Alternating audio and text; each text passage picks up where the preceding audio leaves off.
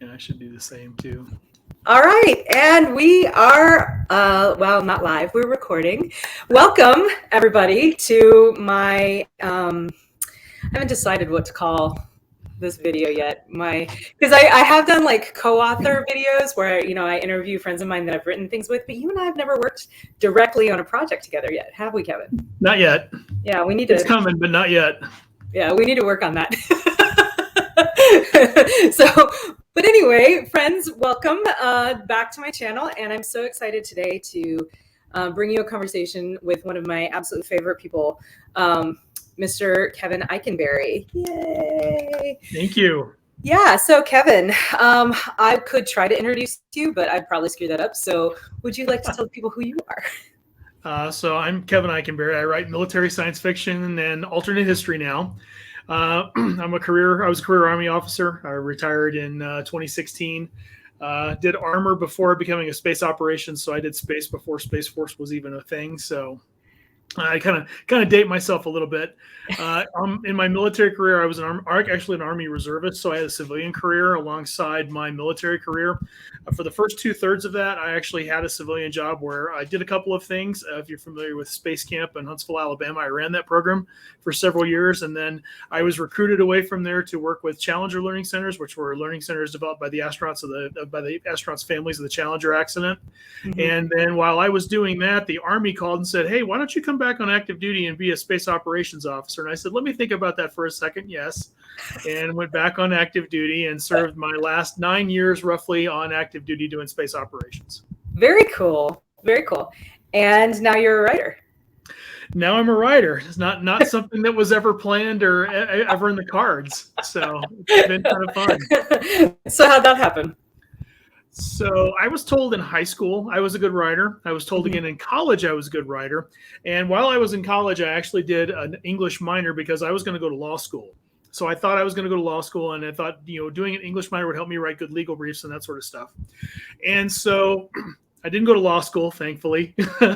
But fast forward probably to the time when I was at Space Camp. For the first part of my time there, I was with the Aviation Challenge program, which was kind of like teaching kids what it was like to be Top Gun, right? Yeah. And while we were there, we wrote up little intelligence dossiers and created a fictional fighter squadron when the kids, especially in the high school age program, always wanted to fly against the counselors. So we did that and kind of fed them information. And as part of that, over I think it was the winter of 1996, we started writing little stories to put in as part of these little vignettes.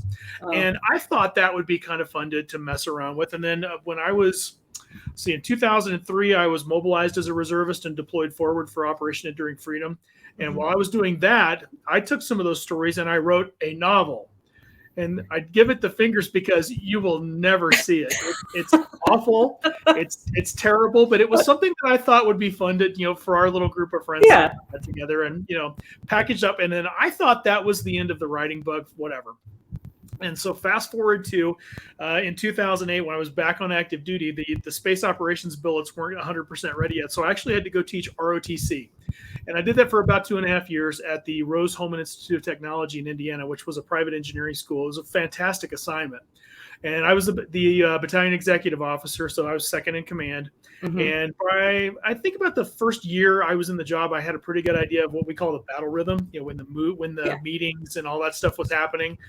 And so it was like one idle Tuesday afternoon, about 4:00 in the afternoon. I had this idea, and it was this character, and she started talking to me, and I started writing notes on a notepad, and I thought about 2 pages in, this is a book. How in the hell do I write a book? And so being on a college campus, I went and talked to my boss. And he was taking classes. I'm like, I'm going to take a class. He's like, yeah, go for it. So I take creative writing, which I've already had. Right. So I turn in the first assignment. It comes back with 2 words on it. See me. This is either really good or really bad. Right. He basically said, why aren't you published? And I had no answer. And so while I was auditing that class, my job was to, obviously do the assignments, but she also wanted me to submit 3 short stories to different periodicals for, submission. And of course, none of those were immediately, accepted. And, the velvet ropes part and everything opens from the heavens. Right. And she was like, well, you needed to earn your rejection merit badge. Yeah.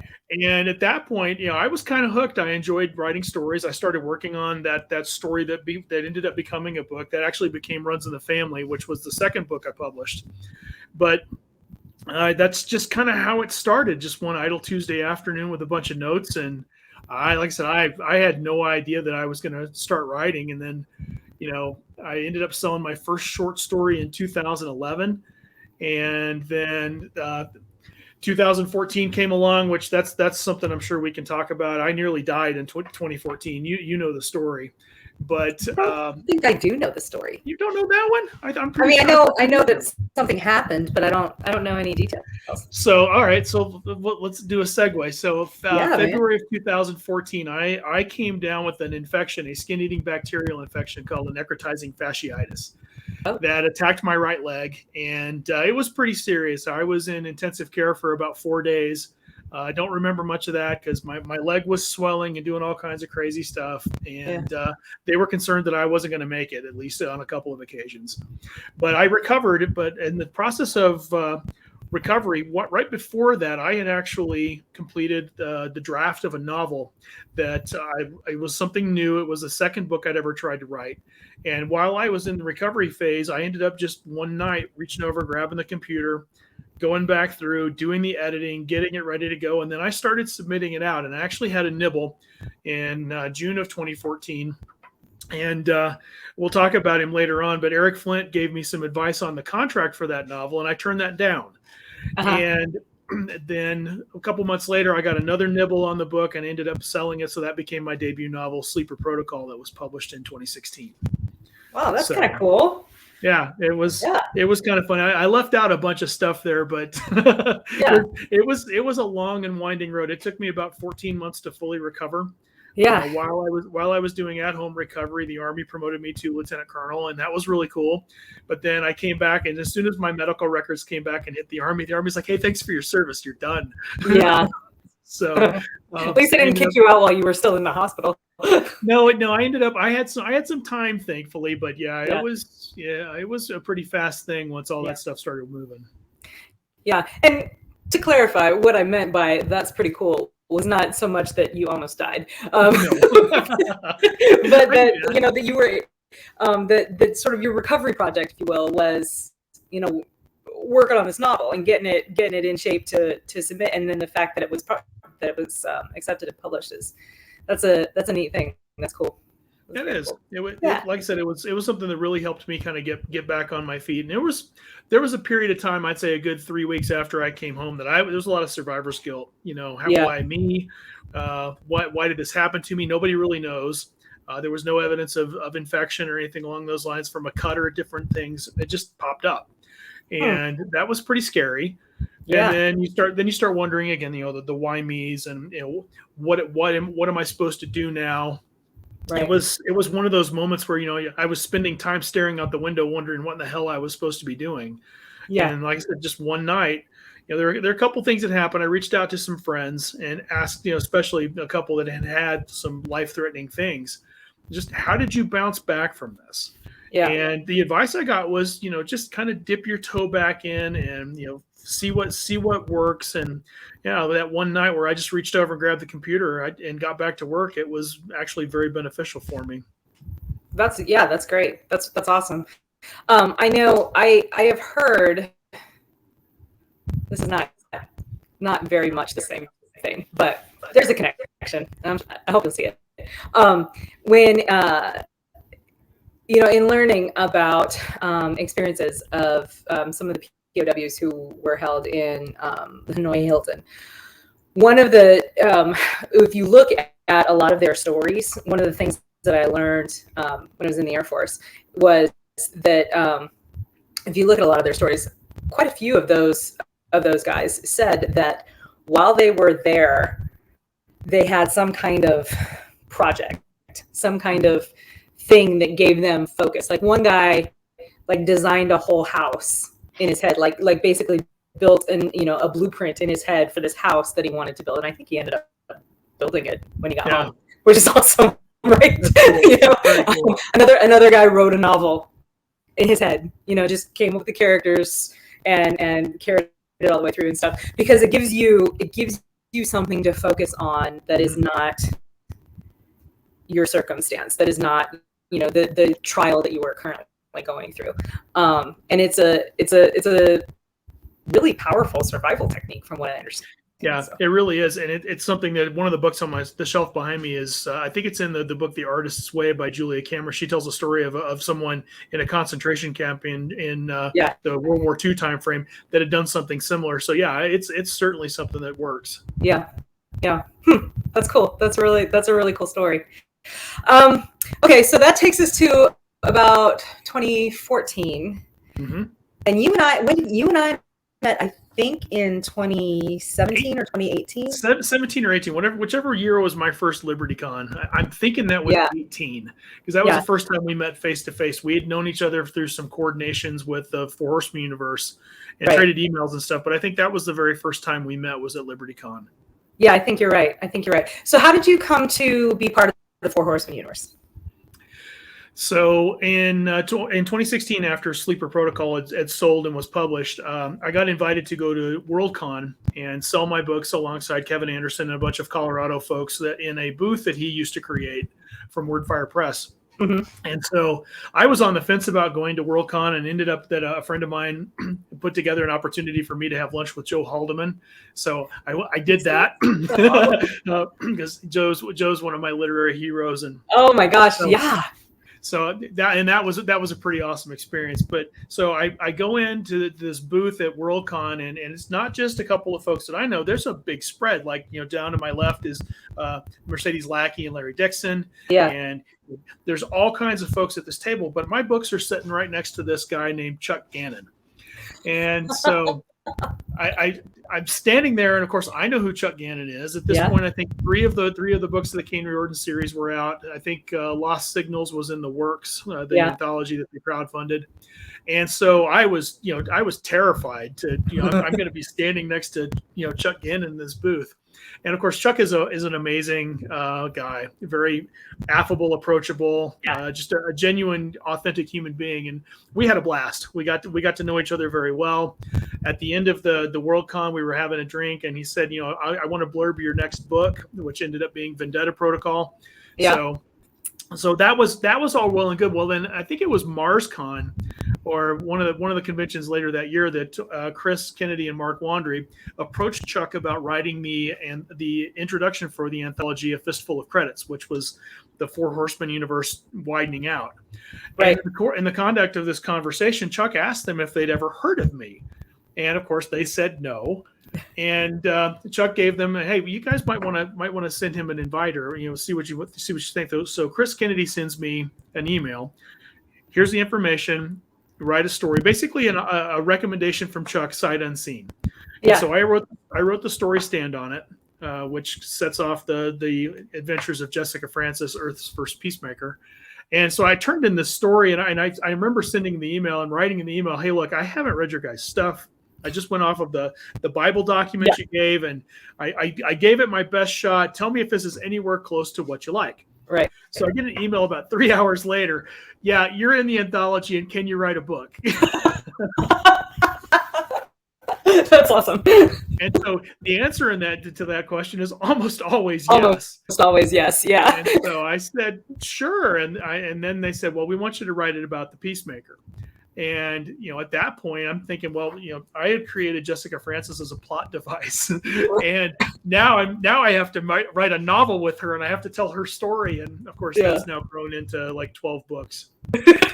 Just a mere 12.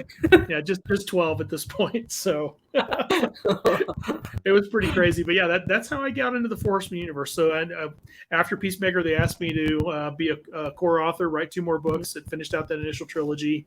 And then I got to hang out with you and Marisa and Oz, and it's been great ever since. It has been great. And it's so fun. Like, I mean, I'm a very firm believer in the concept that the cool kids are who you say they are, right? Like, if you decide, hey, we're the people everyone wants to hang out with, that will come true. You know what I mean? But I have had very few or not very few, but one of the most validating, one of the experiences that I've had that has most validated that philosophy has been being a core author of the Four Horsemen universe. Oh yeah. It's just because, with this incredible setting and incredible storyline that Chris and Mark created, and then gathering, the rest of us together and saying, okay, we're going to do this thing, is something about like the synergy of, and I hate that word because it's such a buzzword, but you know what I mean? Like the combination of enthusiasms between all of these different people and all of our different perspectives on it. It makes something very, very cool, and people come and they want to be part of what we're doing. And it's great because it's like, yes, come be part of what we're doing, come be part of this universe that we're building, that we're expanding. So yeah, I think every panel we've ever done on the Four Horsemen universe, the word family always comes up. Yeah. And I think a lot of fans have recognized just how close we've become as a group. I remember back to, it was the year after that first LibertyCon where I met you. It was at Fantasy. And we all got together and we had that dinner prior to the convention starting. Yeah. And so the six of us are at one end of the table, and then we've got some other folks that were there with us. And it went from being a social event to being this rapid fire brainstorming thing that basically plotted about 40 books. And basically sent off all these little spurs that we were like, well, let's bring in them because they would be really great to tell this story. And it was just a phenomenal experience. Yeah, it really was. It really was. Yeah, that particular fantasy, that was Fantasy 2019, because it was like a couple months before I left for Japan, was such an amazing experience on so many levels. Not the least of which because it was my birthday weekend. I know. but yeah, that was, I know exactly, I remember exactly that dinner that you were talking about, and it really was one of those like sort of transcendent experiences as a writer, when you get together with other creative people and their creativity like levels up your creativity, and you do the same for them, and it's just like builds, and you leave that and you're like, your mind is whirling, or at least mine is, right? My mind is whirling with all of these ideas and so much excitement, and it's like I have to get it all like down before I forget it all, and you're exhausted, but at the same time you're energized. It's a very like intoxicating type of experience.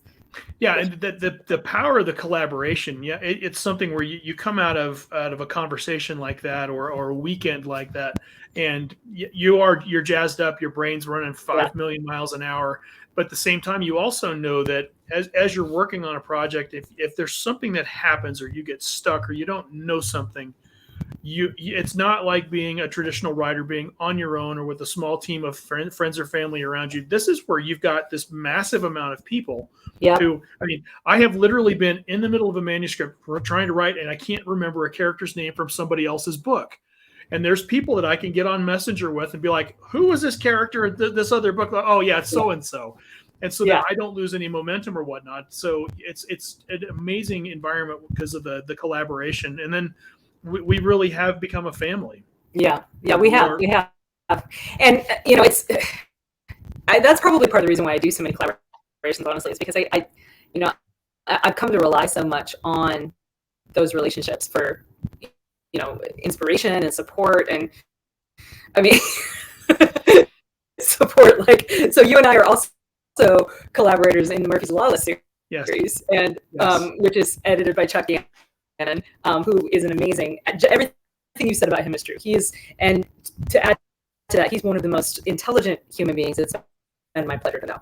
He is also one of the toughest editors I have ever worked with. Yes. Yeah, that is no joke. And there's one particular incident I remember very clearly where I was like in despair working on, I can't remember if it was Promises or if it was gosh, I can't remember the name of my own story. It was in the first season, so I think it was okay. Promises. So it was Promises. It was the first season. There was one particular moment where I was like in despair working on it, and I remember reaching out to you on Messenger, being like, Kevin, tell me I'm not crazy, and you're like, no, this is hard. This is really hard. Yeah, I mean, Chuck is he has his universe firmly in the palm of his hand. Oh yeah, and he knows everything about it, and it's he is very particular in what he wants. Yes. Yeah, when you're used to being a little, a little loose and having the fresh collaboration, yeah, Chuck's like, he's putting the hammer down. Do this, don't do that, and yeah, it's like, whoa. Yeah, no, and to be clear, it's absolutely a better story for it. But it was just like, in that moment, I was like, oh, I need a hug. I mean, I hadn't seen editing like that since my master's thesis, right? So, I mean, it was just like, holy cow. I thought I told a pretty good story, but apparently I didn't, and then you realize it's never about the story. It's about the mechanics, and it's about the universe, and it's about the overall plots and the things that Chuck has in his mind that haven't come out in future books yet. So, it was tough. But it's a great story. I love the Murphy's Lawless saga, and the concept that Chuck had of bringing together authors to sort of embrace the story of one particular character and carry that through is I don't know. I think it's super cool. So plus you get to do a horse story, which is awesome. Yeah. That was the thing. I told Chuck, I said, at that point I wanted to write a Western. And when Chuck approached me about this, and I was kind of on the fence about it, I said, can I write cavalry? And he was like, well, if you create an alien, then yeah. So then I create the Winalane. And I didn't think that. I just was like, okay, here's this one thing. And they've become a thing now in other people's stories, which has been kind of fun to do. But that was the only way I was originally going to play, but now I'm kind of sucked in. So. That's awesome. So let's talk about your latest release, huh? You want to? Sure. I have a visual aid. Ready? Boom. There it is. Yep, this is my foray into alternate history again. It's something else I didn't think I would ever do. So tell us about the crossing. So the crossing actually stems from an idea that when I was a young writer, basically just getting started those first few years, I used to have a notebook that I kept, and I would write down every crazy idea. Anything that came in, I would write it down. And one of the days I actually wrote down this particular idea. And it's kind of been a running joke in my family that at about the age of 4 or 5, I swore up and down to my parents that I was present when George Washington crossed the Delaware. And when I was a kid, I collected as many bicentennial quarters and other bicentennial coins as I could. I somewhere still have the original set of like all the bicentennial coins. That's cool. And I wrote down this idea, what if the coin that George Washington reputedly threw across the Delaware River prior to the Battle of Trenton was a bicentennial quarter? And I wrote that down, didn't do anything with it, and just, it was just kind of hanging out there. And so I went to the Superstars Writing Seminar in February of 2014, actually the week before I got sick. Mm-hmm. And at the seminar, I learned an awful lot of stuff. One of the first classes was with Eric Flint, and Eric had made a promise about contracts that if you got a contract and you didn't like it, send it to him and he would review it, which I ended up doing on the first novel I told you about a couple minutes ago. And that was kind of a funny experience because, here's this big name author making a promise like that. So I'm very, I'm not going to say shy about those things, but I want to be very professional. So I'm like, hey, Eric, you made this promise at Superstars. Is this really something that you wanted to do or would do for me? And he writes back, send me the damn contract. So, that's very Eric. I've been told by him I do a pretty good impression. So that's awesome. As part of the event, though, they had this dinner event where you could actually have an opportunity to sit at the table. And so I chose my dinner guest or my dinner host to be Eric. And we had a great conversation with the folks around the table. And at the end of the night, everybody's putting on their jackets to walk back to the hotel. It's, it's February, it's cold. And I leaned over and said, Eric, I have an idea that I wrote down a couple years ago. And it's alternate history, and I don't know what to do with it. It's not something that I write. I'm more focused on science fiction. I don't even know if it's a good idea. And he goes, well, what is it? I told him. I said, what if the coin that Washington reputedly threw was a bicentennial quarter? And his eyes light up, and he's like, let's go to lunch tomorrow. And so from being a brand new newbie author without a novel sale to all of a sudden now I'm going to lunch 12 hours later with Eric Flint, talk about a project was just mind blowing. So we went to that lunch the next day and we talked about, how you approach writing alternate history. And he gave me a laundry list of things to do. I needed to read a couple of books. I needed to start thinking about what the plot of this would be. And then I got sick. And so that basically took me out for a year. And so at the next Superstars in February, I was still healing, but I was able to go to the event. And I met up with Eric again, and we talked a little bit more. And then Toni Weisskopf was actually one of the guests that year. And as one of the things that Toni was doing at the event, she was actually taking pitch letters and critiquing them, right? So authors write a letter, pitching a project.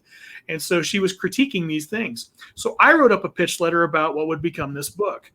And it was funny because she was like, well, this is really good. This would be something that if Eric Flint were involved, I'd be all over. Yeah. And I'm like, well, actually, but then that next year, Eric ended up having a bout with cancer. So we were basically put off again till pretty much midway through 2016 is when we finally traded emails back and forth again. And he basically said, get me a manuscript. Yeah. And so I turned in the first manuscript in 2017. So this has been in development a while. Sure. And then ended up doing another round of edits probably about 2 years after that, just because of the amount of projects that Eric was working on. And it wasn't something that I was really pushing for. I know Eric had a lot of things that he wanted to do. There were some things that popped up later on that he felt very strongly he needed to do for other people. And just he was very upfront, hey, can we push this off? Let's push it off. I had no problem with it. And then as his health has been, kind of deteriorating for the last couple of years, Toni finally reached out to me. I guess it's been about a year ago or so ago, and basically said, hey, we're going to print. The original idea had been that Eric would write a short story that would follow on this, because we actually explored doing some things with the folks that remain in the normal timeline, back with working with what the project is as far as the City Shards. And this is a concept that he started kind of breadcrumbing with Time Spike that he wrote with Marilyn Kosmatka, and then the other City Shards books, that the folks in the current timeline, the real timeline, were starting to not only be able to track these things, but predict where they're going to hit and predict where they're going, so that they might actually be able to travel and create a parallel universe like they've observed. So all of that was kind of in play. But Eric was unable to get the story completed in time. It is complete. I have not seen it yet, but it is complete. So I'm hoping we can do something with that, with a future volume in this. But the original idea was, having a group of cadets in November of 2008. They're Army ROTC cadets training at Fort Dix, New Jersey. They're struck by a City Shard event. They're taken back 232 years into the past. Immediately on arrival, they're jumped by a Hessian patrol. They take casualties and they lose a modern rifle to the enemy. Yeah. And that becomes their catalyst to report to George Washington and change the course of American history. Yeah.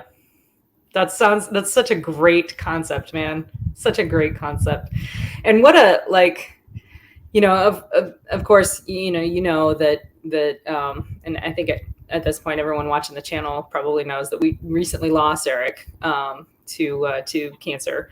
But what a magnificent tribute to have, this book that he was essentially the godfather of, right? Oh, yeah. To come out this past week. I don't know. That's the kind of sentimental thing that just that I love, it's very bittersweet, as we set the publication date, and I was thankfully pretty well informed about his health. I think he and I last spoke about 6 months ago, and everything was on track and we were looking good. It's been bittersweet to have this come out without him, but his touches are all over it. He was the initial editor. And so the story, the way that things just kind of pop along is all his, tutelage for me, of just, here's the things that you cut. Here's the things that you keep with. Here's the things that you explore. Don't be so, damn melodramatic, those types of things. And his editing process was hilarious because, in the manuscript, he would send you back the document, and then it would just be these big highlighted areas in yellow on Word.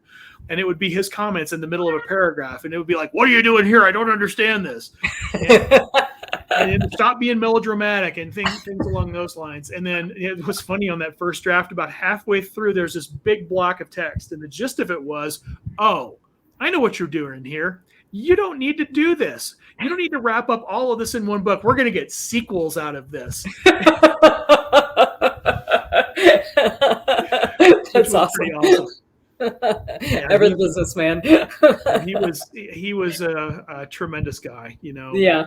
I don't think there's anybody on the planet that did more for other writers and gave so selflessly of his time and his experience than Eric Flint. Yeah, absolutely. Well, congratulations on the release of the new book. We, as I mentioned before, this is obviously not your first book. And it's not even your first Trad Pub book, is it? No, it is my first Trad Pub book. Oh, it is. Yeah, okay. It is my first. So like you, I have done both, right? Indie and Trad Pub. And I'm interested to hear what your thoughts are on the difference in experience of an indie release versus a Trad Pub release. So with an indie release, you know, you have a publisher, or sometimes you do it yourself, but having a publisher that takes care of the, getting the formatting and doing the covers and all that stuff. So, with Chris Kennedy Publishing, we're kind of spoiled because, Chris takes care of everything. And he's, he lets us, we can design our cover art and, give the initial designs and, kind of the artistic direction, and he just kind of takes it off and runs with it. The difference with that is when we're doing anything that's promotional, like if we wanted to make bookmarks or something, we do those ourselves, right? Yep. And what I found when working with Bain, I was putting together, I was going to make some postcards or some bookmarks, and I ended up sending a message. I'm like, hey, can I get some graphics so I can make some stuff to hand out? And I get the email back, we do that for you. And so I was like, oh, can I get, 100 postcards and 100 bookmarks? And they're like, they'll be there next week. That kind of experience was totally different. I was actually fortunate. Will you pull up the book cover again? Yeah. So, when you're it's gorgeous cover art. I could look at it all day. I could too. I'm getting a print of it, which is another story. But that's awesome. As a traditional book, you're told when you're going to writing conferences and you're learning about being a writer that if you get a big traditionally published deal, you're not going to have any say in anything. And I'm happy to report that's not the case, because when Bain reached out and said, okay, we're going to get you in contact with the artist, give them some thoughts about what you wanted. Well, that's exactly what I wanted. That cover is exactly what I wanted. And so I wrote it up and I sent it. The artist was Kieran Yonner. And Kieran basically writes me back, oh, hell yes, we're doing that. And it was just a phenomenal experience to be able to take, Washington, crossing the Delaware, the classic painting by Emmanuel Lutz. Yes. And just change it up, put the cadets in the boat. Keep a couple of the colonials in there. I told him that George Washington has to stay and the flag bearer has to stay, and that's a trivia question. So, see if you know this. Do you know who the flag bearer is in that painting? Is it Alexander Hamilton? Nope. It's a future president of the United States. It's who? It's a future president of the United States. Yeah, I don't know. He was one of 2 casualties at Trenton. He was shot in the shoulder. James Monroe. Oh, interesting. And Monroe actually plays a role in the crossing, which was kind of fun to be able to do. So I told Karen that those 2 characters have to stay on there. But yeah, and then he sent me the initial draft, and I was just giggling like a school kid. You're like, this is great. Yeah, that's awesome. That's very cool. So yeah, it's a beautiful cover. It's a beautiful book, and I'm so thrilled to have that experience too. And I know that that's something that I may not have that experience with in the future, but for that one, it was fun to do. And it was, we did a hardcover signing on Tuesday night at a local bookstore here in Colorado Springs. And it was fun to watch people walk by and look and then look back. And I knew they weren't looking at me. They were looking at the cover, which was really pretty amazing.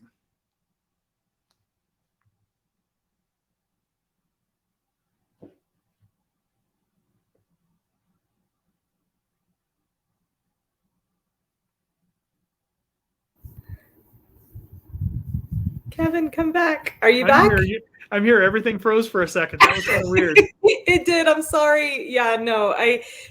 it's a StreamYard thing. I apologize. No, so the last okay. thing that I heard was we did a hardcover signing at a local bookstore here in Colorado Springs. Sure. So what I said was there were people that would walk by and look at the area, and I know they weren't doing the double take at me. They were doing the double take at the art, because it is very striking, and it makes you look twice, which is really cool. It does. Looking at it, which is exactly what a book cover is supposed to do, right? So that's one of the things that I love about being a hybrid author, is that with the experience of indie and all of the knowledge and research that goes into things like, now again, we're spoiled because Chris does all of the cover, purchases all the covers and stuff, but we still have the opportunity to learn like so much more about the decision-making process that goes into creating covers and stuff. So, knowing what I've had the opportunity to learn about what a cover is supposed to do, it's supposed to communicate the genre of the book and basically draw people in, right? Give them, it's almost like a visual hook, not almost Right. like it is a visual hook into the story. And this cover, like, it does that so well, because you have that very classic, well-known composition of Washington and the flag bearer, James Monroe, standing in the boat, obviously crossing the Delaware. I mean, it's such a well-known painting to any American child who went through public school, for the past, I don't even know how many years, has seen that painting, right?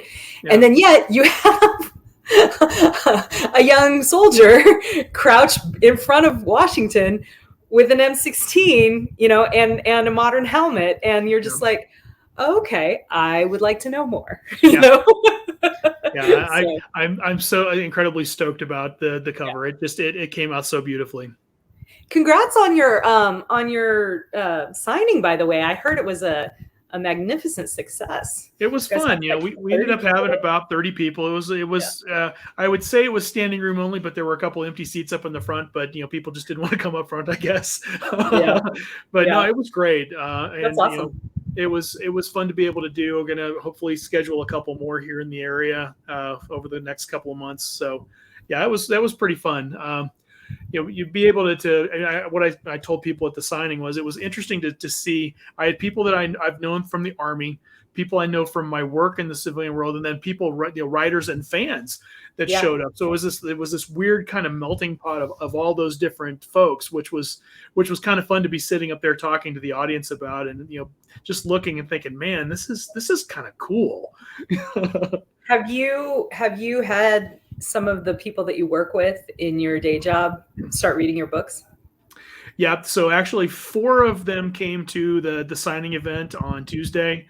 One of them's on an airplane right now to a vacation destination, and I know the book's in his hands. And so I know there's a couple other folks in the office that are going to read it too. So that's fun.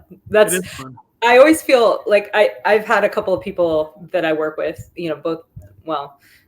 I retired and haven't started my new job yet. So this has all been in the Air Force, but I've had a couple of people ask me, where can they find my books? And of course I tell them, and it's such a good feeling, but it's also like a really weird feeling, because it's like you said, it's like my two worlds colliding, Yeah.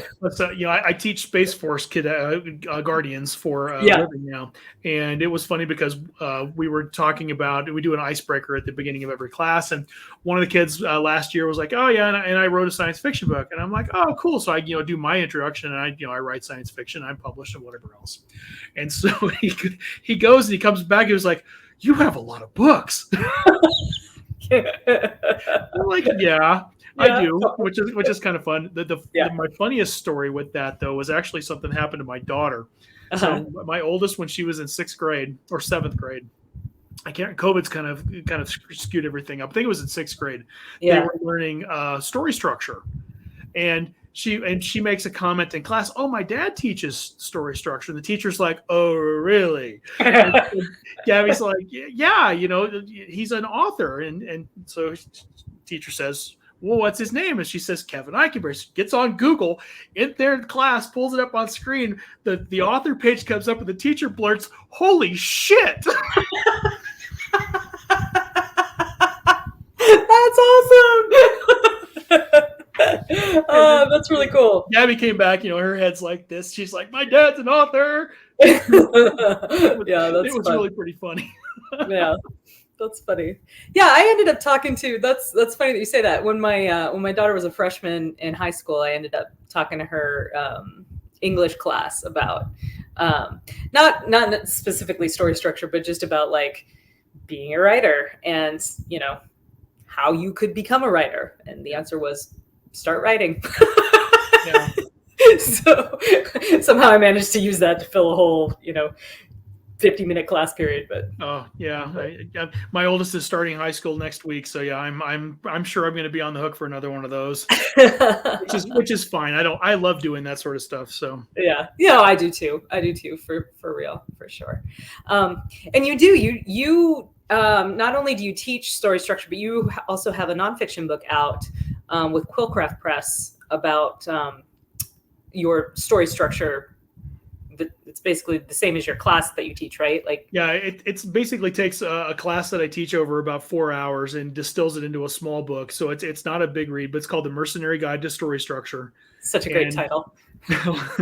Well, the idea is if you want to get paid, you need to understand things, and mercenaries want to get paid. So absolutely. And basically what you're doing is you're learning a little bit about some of the major story structures and how they overlap. And the reason why I think people get stuck on story structures and outlines is because they hear it described as one thing, and then they'll hear something else that everybody kind of says, oh, you need to check out this new cool thing. And they read the new cool thing and they think, well, this doesn't match up with what the old thing was, and their brain just locks. Yeah. And the reality is that there are so many similarities, and most of the time those new hotness things are just renamed and just given a new context, so that people can understand it better. If they knew what the original intent was of like 7-point story structure, and they're using what's called Save the Cat. Mm-hmm. Save the Cat has like 40 different elements. 7-point story structure has 7, and people think, well, how do those two work together? They do. All Save the Cat and those other ones are doing is just adding stuff in. That's all it is. Yeah. And so it was fun to be able to write, and I love giving that class because invariably somebody in that class at one moment will sit back and put their hands on their head, and they'll just have that moment of, I've just completely been screwing myself, rather than just following the map and doing it the way that I had originally intended, because they got confused on something and started gravitating back and forth. And you can't do that. You just have to understand what's what. Yeah, no, I fully agree. I mean, I haven't taught the class, but I totally believe that moment happens every time, and it's interesting because I've had conversations with a lot of the people, in our mutual circle of CKP and CKP adjacent authors. I've had a lot of conversations about things like story structure and plotting and outlining, and which beats need to happen at which point in the story. And I'm like you, right? Like there is no one true path, because all paths are the same, if that makes sense. I agree completely. And I didn't come to it through Save the Cat. I came to it from a very different well, it's not even, I shouldn't say very different, but I came to it through a different path, right? Through a different way. And a lot of what I learned comes from, a lot of what I like to use and how I like to think of it comes from a guy by the name of James Scott Bell, who does like the whole, write your story from the middle, start from the mirror moment of your character and all that kind of stuff. And for me, that works because when I started writing, the first thing I started learning to do was create characters, because I came up writing through fan fiction, where what you did was you created your own original character, and then you created the story as an interactive, role play with other with other players that were, doing writing and fan fiction with you. So and not to hijack what we're talking about, but when I was learning story structure, so when I wrote Runs in the Family, that first book, it took me 18 months to write, and it was a god awful mess. Yeah, and I knew it was a mess. And so when I was sat down to do that second book, I knew I wanted to do it differently. And so I had to add foot surgery. So I was going to be literally on my ass for 6 weeks. And so I decided that a couple days after foot surgery, I was going to outline this idea that I had. And so I opened up Microsoft Word and I flip it to outline mode thinking I'm cool, right? Right. And I'm sitting there and I'm watching the blinking cursor of death for about 2 minutes. And I chickened out. And ended up that when I closed it out, I went to Facebook. A guy who I had met at a writing conference by the name of Lou Anders. Lou had been the editorial director at Pyre Books, and he had given a couple of classes at this writing conference, and I'd gotten to know him pretty well. And he had made a post that was actually a link to the Writing Excuses podcast talking about a story structure that he doesn't like. So I went and listened to it. And as soon as I was done, I wrote a 12-page outline in 3 hours. Yeah. Then I remember some of the stuff that Lou had talked about at the conference. So I went and listened to his podcast that he had done on Writing Excuses about his favorite, which was Hollywood Formula. And I wrote another outline. And then I realized if I had the ability to take the strong points of these two systems and weave them together, this would be really cool. And I sat back, I've opened up Facebook again, and he had posted the exact same thing on his wall. And so I reached out. I sent an email out of the blue. I'm like, hey, Lou, remember me from this conference? I'm trying to do this, and I think you're right, and I want to do it. How do I get started? And I expected, kind of like the one-off email sort of thing. He and I traded emails for about 6 weeks. Oh. And I learned an incredible amount about story structure, and I learned, for me, it's all about the characters. You have to start with the character first and identify what their goals are, what they really want, and how you're really going to put the screws to them, and then you can figure out the plot and all the necessary beats. Yeah, and it really worked well for me to learn it that way versus learning it from a plot-focused perspective where you have event 1, event 2, event 3, event 4. And if I focused on the character and then put the character up against those events, it just clicked for me. And it sounds like it was the same for you. Yeah, very much. So the way I came to James Scott Bell's book, well, and it isn't even his book, Write Your Story from the Middle, that I read. It's Superstructure, which is his overall structure book, is the one that I read. The way I came to that is through Sarah Cannon, who is another indie author. She writes YA paranormal, YA fantasy mostly. Although she has some like contemporary women's fiction stuff too, but she's an indie author and she's a YouTuber. And she has a channel on here called Heart Breathings, where it's like planning and productivity and advice and stuff for writers. It's a great channel. I highly recommend anybody watching who's interested in being a writer, check it out. I'll have a link in the description.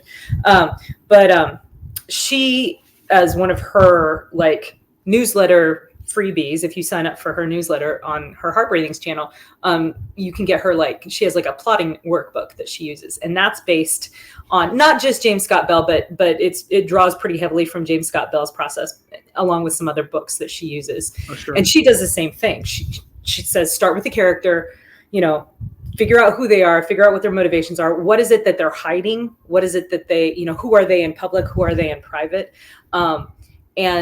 And get to know them. And then when you intersect that with the story's question, the main question of the story, that has to be answered in order for the story to be complete, that's when you get the kind of the magic of, okay, this is how the plot is going to go. Yeah.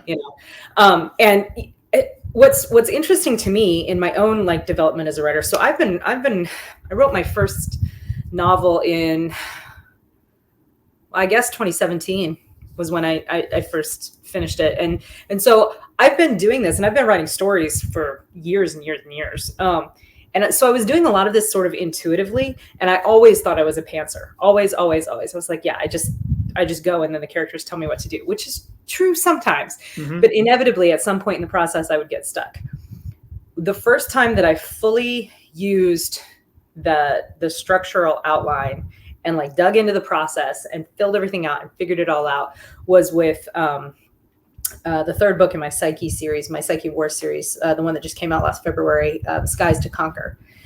And that book, once I like actually started working on it and nothing but it, that book went so quickly. Yeah. Same thing with the space opera that I just finished. Like it was so quickly. The only reason it wasn't finished back in June was because I had to move from Japan to the United States. And so I basically didn't write anything for a month.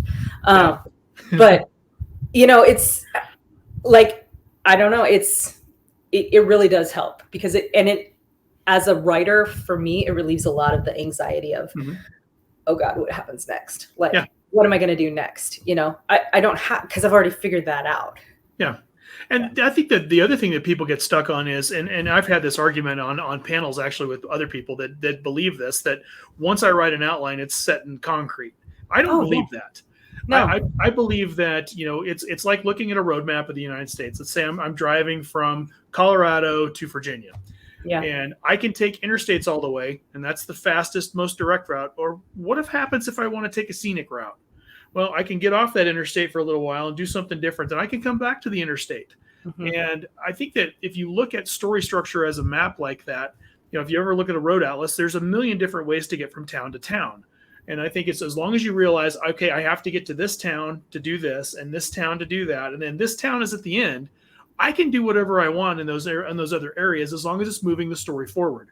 Mm-hmm. I can't do something that takes the story backward or something that doesn't have any influence on anything. It has to move the overall story forward.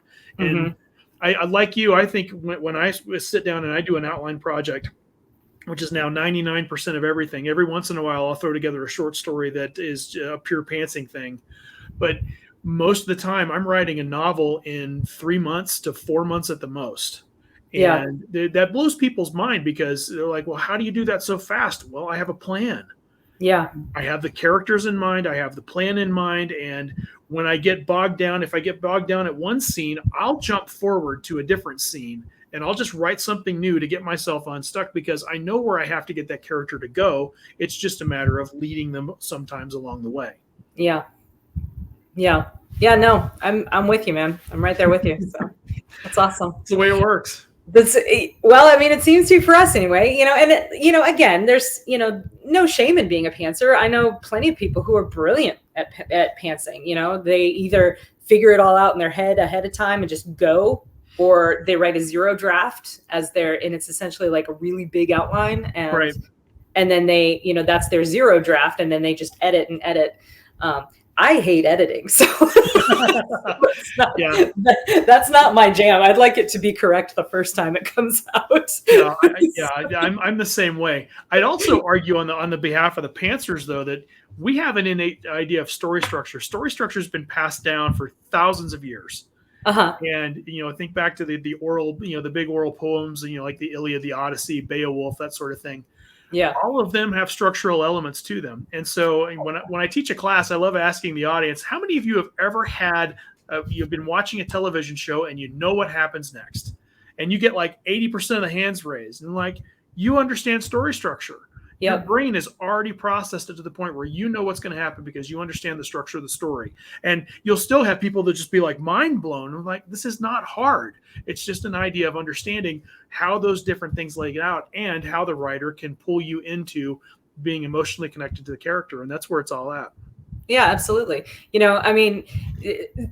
You sort of skirted around this, but looking at movies, Hollywood movies as an example, there are so many direct parallels between the story structure that you use to write a novel and the structure that you use to write a 2-hour screenplay, to the point where it has gotten to. So I love romance novels and I read them all the time.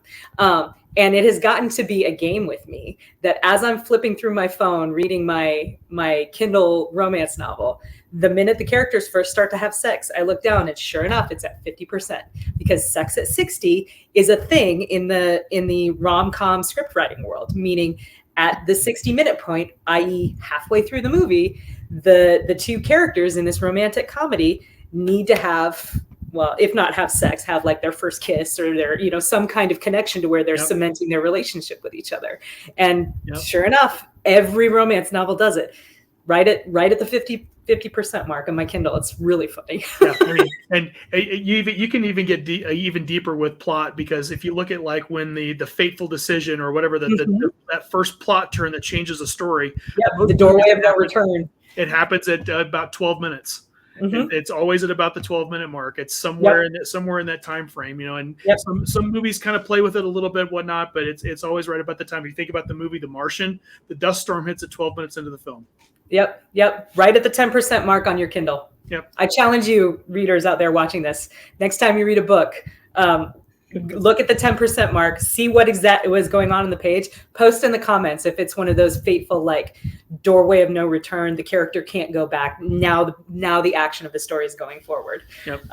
That'd be fun. I'm interested to see if people post, because that'd be cool. I love ruining people's idea of movies and stuff with those timing things, and well, it doesn't ruin it. It just helps you understand, like, oh, okay, cool, this is what's going on. You know, it's been a couple years ago, and I don't remember which of the Pixar movies it was, but we're watching this movie, and my daughter leans over, and she goes, "Fateful decision." Because I'm always the one that makes a comment like, "Oh yeah, here we go." Yep. 10 minutes into the film, here we go. So. That's awesome. That's amazing. That's amazing. So, oh man, Kevin, I could talk to you for like 2 hours, and I probably will after we're done recording. but in order to keep this from being too long of a video, where can we find your stuff, and what's next for you? You can answer those questions in either order. So obviously, I have a website, kevinikenberry.com. I'm on Amazon, Barnes & Noble, all those different places where you can find the different books. Most of the Four Horsemen stuff you can find just purely on Amazon through the Kindle Unlimited program.